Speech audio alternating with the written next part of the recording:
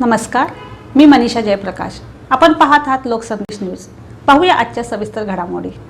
संजय घोडावत विद्यापीठात international conference on sustainable healthcare, food science and energy 2026 ही 2 दिवसीय आंतरराष्ट्रीय परिषद उत्साहात पार पडली. यामध्ये 171 संशोधकांनी सहभाग नोंदवला तर 34 संशोधकांनी पेपर सादरीकरण केले.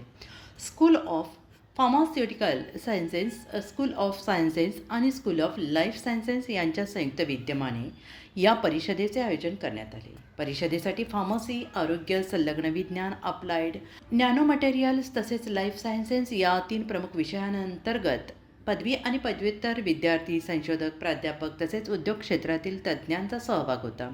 विशेष म्हणजे सहभागींपैकी 70% अधिक महिला संशोधक होत्या आणि यावेळी 45 पोस्टर्स सादरीकरणे करण्यात आली. तसेच एका स्टार्टअपद्वारे नव्या उत्पादनाचे प्रदर्शन करण्यात आले.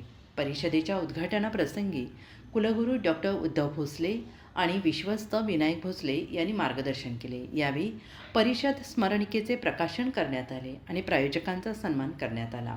प्राध्यापक डॉक्टर BLV प्रसाद यांनी आंतरशाखीय संशोधन आणि नॅनो तंत्रज्ञानानुसार मुख्य भाषण केले. डॉक्टर NR जाधव यांनी नवीन औषध वितरण प्रणालीवर तांत्रिक सत्र सादर केले. तसेच डॉक्टर KD सोनावणे यांनी मॉलिक्युलर डॉकिंग, संगणक सहाय्यित औषध डिझाईन आणि अँटीबायोटिक्स रेझिस्टन्स यावर मार्गदर्शन केले.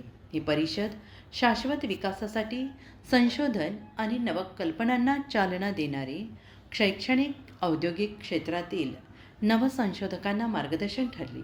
परिषदेसाठी संयोजक म्हणून डॉक्टर आनंद चव्हाण यांनी तर सहसंयोजक म्हणून डॉक्टर संभाजी पवार आणि डॉक्टर विद्याराणी खोत यांनी जबाबदारी पार पाडली.